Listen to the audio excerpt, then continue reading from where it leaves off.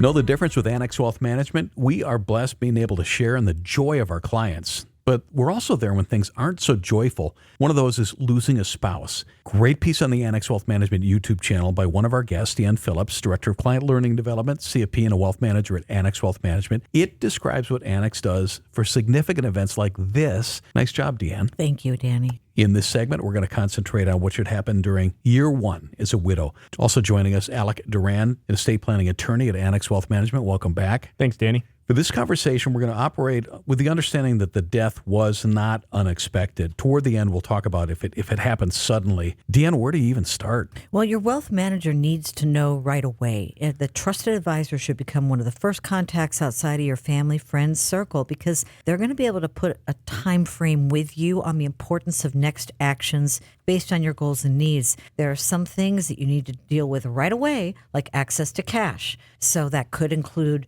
cashing in the life insurance policy, paying for final expenses, all that, your health care needs, making sure you're insured if you are on your deceased spouses. So there are some things that need to be dealt with right away and some things a little bit later. That's from a wealth manager aspect. How about the estate planning world, Alec? First thing is you're going to want to review any estate planning documents that you have in place. If you and your spouse had a joint trust, you're going to want to look that over and make sure that any necessary distributions or accounts retitling happen right away. If it's a will-based plan, you're going to need to talk to your attorney to determine whether a probate is or is not required. When it comes to your plan as a survivor, you're going to want to review your powers of attorney and other documents and determine whether any updates need to be made to your named agents to account for the fact that your spouse has passed away. And the last thing is going to be, reviewing the titling on your accounts. You're going to want to know if anything was joint, it may need to either be retitled into your individual name, or if you have a trust plan, may need to be retitled into a trust. We've talked a lot about Social Security survivors benefits in the past. This is a case, Deanne, to dig in deeper. Well, yes. So depending upon the age of the widowed spouse and depending on if they're working or not, it may make sense to look at the Social Security benefits available as a surviving spouse relative even to their own benefits. In some cases, it might make sense to claim on their own benefit, then switch to the survivor's benefit or vice versa. If the surviving spouse is between the ages of 50 and 59 or is caring for a minor child, there are other options that might apply as well.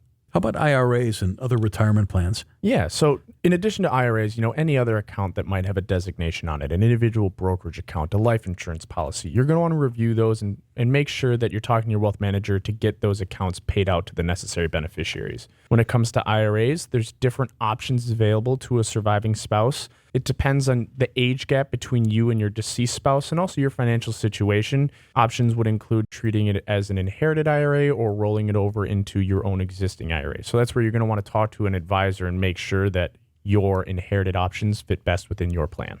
Year one as a widow, we're talking about it in the case where it was not a surprise. How much urgency, Deanne, when this happens? Here's the thing about this. Even if it was not a surprise, it still impacts us, and the grief process is different for everyone. So having a second set of eyes and ears with you, especially in the beginning part of this process, is very helpful. I always say, find that trusted person. They don't even have to be an advisor. Your best friend or a family member to bring with you to the advisor who can hear also and help you order things sequentially, help nudge you along. This is your wealth manager's job too. But having that friend on the outside helps as well, I think. And in the case where something happened suddenly, is the time frame maybe these same things, but just it's quicker? It can be. One of the things we ask are, did you handle the budgeting or investments, or did your now deceased partner do it all? Because that'll really help us as a wealth manager begin to plan out and make sequential what to do next.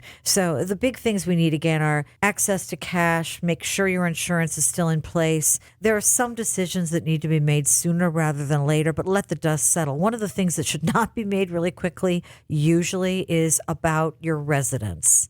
You can let the dust settle on some of the longer term investments, housing, and all that. But again, the wealth manager will give you basically a time frame, a timetable. Alec, from your view, anything we're missing?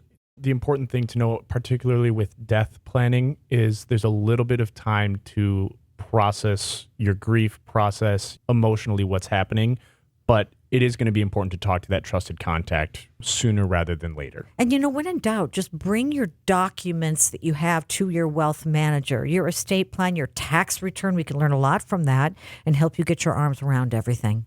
It is about planning. We want to be with you during the joyful times, also there for you, rock solid, when things take a turn. Alec Durand, estate planning attorney at Annex Wealth Management, thank you. Thank you, Danny. Deanne Phillips, Director of Client Learning and Development, CFP and a CDFA, thank you. Thanks for having me.